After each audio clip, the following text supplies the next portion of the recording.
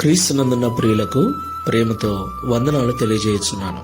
జనవరి నెల 12వ తేదీ 2025. ఈరోజు దేవుడు మనకు చేస్తున్న వాగ్దానం ఏమిటనగా కీర్తనల గ్రంథము 21వ కీర్తన 10వ చరణం. నీకు అపాయమేమియో రాదు, ఏ తెగులును నీ గుడారమును సమీపించదు. ఆమేన్. నా ప్రియమైన సహోదరి సహోదరులారా, మనమందరం కూడా ప్రస్తుతం అంత్య దినములలో అపాయకరమైన కాలములలో జీవిస్తున్నాం. యేసుక్రీస్తు ప్రభుల వారు రెండవసారి ఈ భూమి మీదకి రాబోతున్న దినాలలో మనమున్నాం.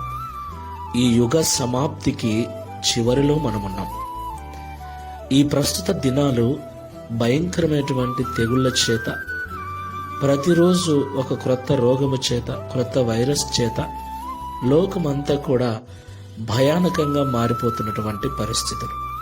ఒక పక్క కరువులు, మరొక పక్క యుద్ధాలు, మరొక పక్క తెగుళ్ళు. ఇలాంటి భయంకరమైన పరిస్థితుల్లో మనము మన కుటుంబముతో కూడా క్షేమంగా ఉండాలి అంటే దేవుని యొక్క కాపుదల కింద మనం ఉండాలి. దేవునికి మహిమ కలుగును గాక. ప్రియులారా, ఎవరైతే దేవుని చాటున నివసిస్తారో, ఎవరైతే సర్వశక్తులైన దేవుణ్ణి ఆధారం చేసుకుని జీవిస్తారో వారికి దేవుని కంచె, దేవుని కాపుదల ఉంటుంది. దేవుణ్ణి ఆశ్రయించకుండా, దేవుని చాటున నివసించకుండా మన రక్షణ కొరకు ఎన్ని ప్రయత్నాలు చేసినా, ఎన్ని హాస్పిటళ్ల చుట్టూ తిరిగినా, ఎంత సంపదను సమకూర్చుకున్నా క్షేమంగా ఉండలేము.